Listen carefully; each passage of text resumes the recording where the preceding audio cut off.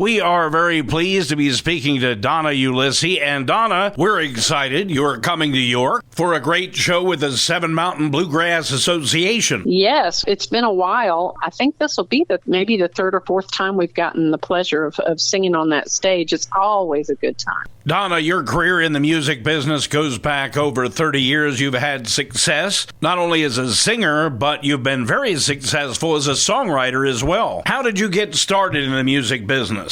Well, I'm originally from Hampton, Virginia, where I used to sing locally in the Tidewater area and where I met and married my husband, Rick Stanley. And then just on a whim, we decided to move to Nashville in 1984. I guess it was the opportunity of getting to sing song demos, which means I was a hired gun for songwriters. Some songwriters can't sing their own songs. They're not professional singers, so they'll hire singers so they can get their songs recorded and pitch them to the artists. And it was through one of those demos that I had done that I landed myself an Atlantic record deal for Atlantic Records, which was a major country deal in the early 90s. It just didn't happen for me for a million reasons. And so when I lost the deal, I started becoming a songwriter, which was always my second choice, never my first choice. But I found out I loved it. So it quickly became my first choice in doing this. And I was always writing about the mountains where Rick would take me,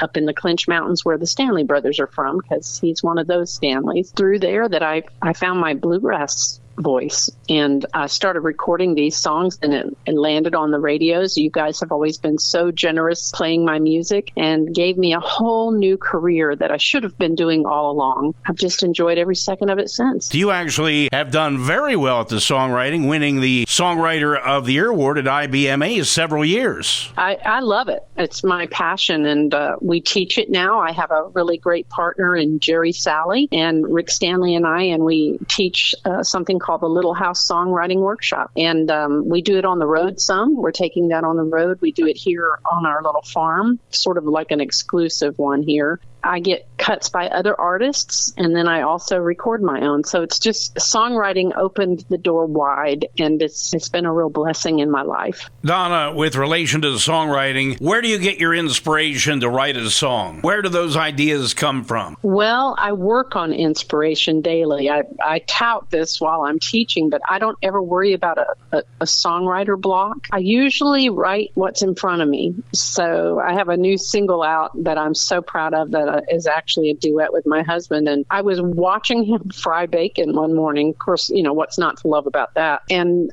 I just realized, he was frying our bacon for a big Sunday breakfast, and how much he takes care of me and what we are to each other. So inspiration's not hard to find if you're sort of in that frame of mind all the time. So whatever's in front of me is usually what I write about. And you've had a lot of your songs recorded that you've written, the Grascals, Del McCoury, Larry Stevenson, a lot of those folks have recorded your material. We actually got Song of the Year, I think it was 2017, with I Am a Drifter for Volume 5. And my songwriter, co-writer friend, Mark Rossi, and I wrote that song and couldn't have been more pleased. Well, we are certainly looking forward to having you at the Seven Mountain Bluegrass concert this Saturday night. Tell me about the band that'll be playing along with you. Well, it will be my husband, Rick Stanley, and he plays acoustic guitar for us, rhythm guitar, and he does a lot of singing. And it will be Papa. We call him Papa. His name is Greg Davis, and he's been my longtime banjo player. I think he's been with the band maybe almost 17 years now. I don't think we could do it without him, to be honest. And he's the other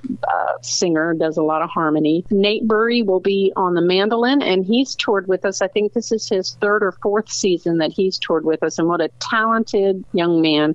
He is bound to please the crowd. He sings so well. This time we're bringing Norbert, and he works for Larry Stevenson. He's actually Larry Stevenson's bass player, but we are in the process of auditioning bass players and just haven't found the magic one. So Larry, my good friend, generously said, well, take Norbert. So we're bringing Norbert. What have you enjoyed most about your work in bluegrass music? I think that this community is all about real life. So writing about what I lived through and the connection I have, this community, is priceless. It's just gentle, and it's all about honesty. The more honest I am in my song lyrics and in my performances, the more I connect with the audience, and it's just a real love fest. Well, and one of the things that you mentioned, I'm always amazed. I go to bluegrass festivals and a lot of the events that I go to, down to earth is one of the things that you just said. The artists are so down to earth. They always take the time to meet and greet with the fans, get pictures, get autographs. They can buy your product and so forth, but you don't get that in a lot of other genres of music these days. You don't get that one-on-one contact with the artist, and I really do believe that is something that makes the bluegrass